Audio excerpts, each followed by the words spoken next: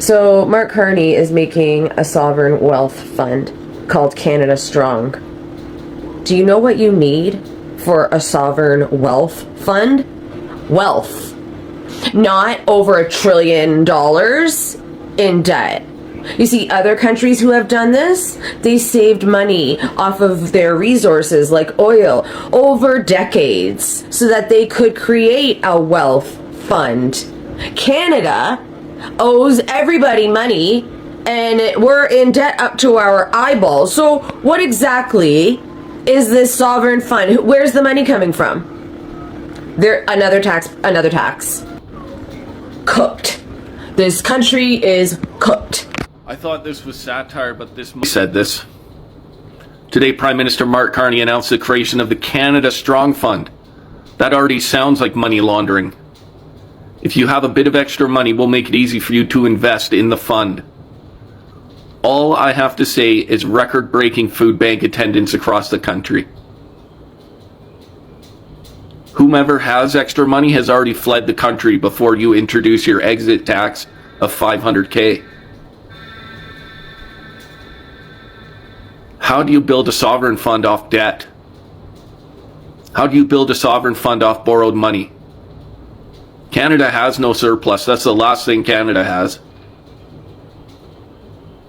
This fucking guy is gonna kill what's left of Canada, period.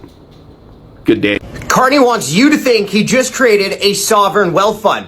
Carney did not, okay? Carney just created a debt-fueled corporate slush fund. Okay, so here's what's going on. Carney just made an announcement. Canada's first ever sovereign wealth fund. No. Here's what's going on. The government is already more than $1 trillion in debt, and Carney just announced he's going to borrow another $25 billion to dump into this new fund, and then the fund is going to subsidize Canadian companies.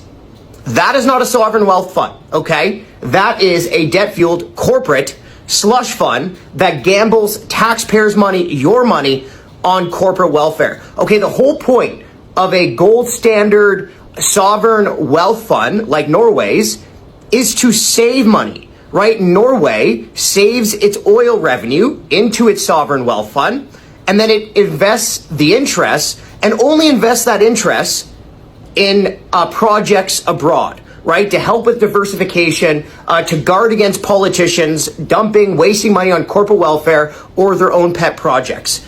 In stark contrast, okay, Carney's corporate slush fund is built on borrowed money, $25 billion of borrowed money, and then it's going to subsidize Canadian companies, picking winners and losers in the Canadian marketplace.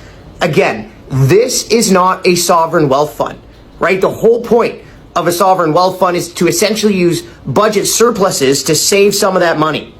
Okay, this is borrowing another $25 billion. Look, the debt is out of control. Interest charges on the debt are already costing taxpayers more than $1 billion every single week. Carney should not be dreaming up new ways to borrow billions more and risk your money on corporate welfare.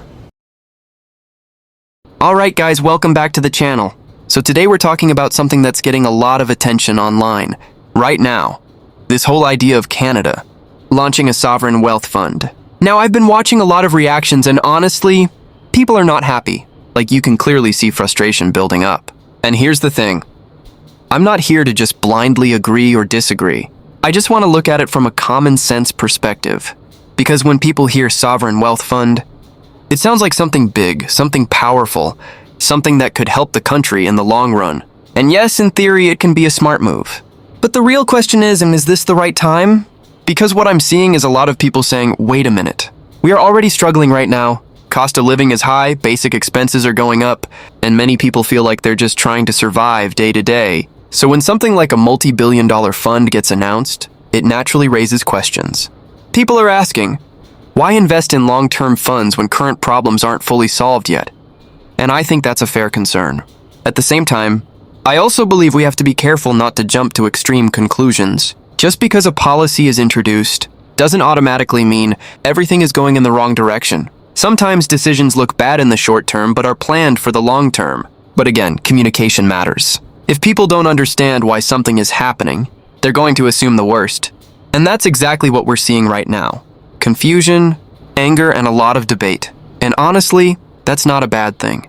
Because in any country, people questioning decisions, discussing policies, and expressing opinions, that's part of a healthy system. So instead of just reacting emotionally, I think the better approach is to ask questions, look at facts, and understand both sides. But I'm curious, what do you guys think? Do you believe this is a smart long-term move? Or do you think the priorities are a bit off right now? Let me know in the comments, let's talk about it. So MC Squared decided to wake up this morning and launch a sovereign wealth fund. Canada's first. The Canada Strong Fund is about solidarity amongst Canadians, no matter where they live. And here's what the opposition thought about it. Some of the countries around the world, you will note, have sovereign wealth funds. You need to have wealth for those funds. Norway, Singapore, and Saudi Arabia run big budget surpluses, which they accumulate and then put into their sovereign wealth funds. Carney has no surplus and therefore no wealth to put in such a fund. He's talking about a sovereign debt fund. Yep, you heard that right. Canada's building a sovereign wealth fund without a surplus and about $1.2 to $2 trillion in debt across the board. Now, the real questions are pretty simple. Where does the money come from? Who controls it? And what's the mandate? AKA, what's the money going to be used for and why? So whether a project is in Alberta, Quebec, or in the far north, high north, all Canadians will have a stake. Because this is about ensuring that you and your children and your children's children benefit from the prosperity that we are creating today. All right, that all sounds good, but anybody notice how he started with the biggest elephant in the room? Speaking of elephants, Alberta is in the middle of trying to determine whether it's going to stay in Canada or not. It's quite the heated debate, which I'm sure Carney and the feds are well aware of.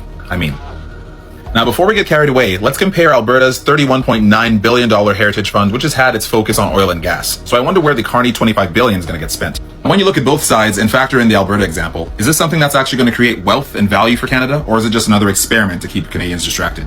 Let me know your thoughts in the comments.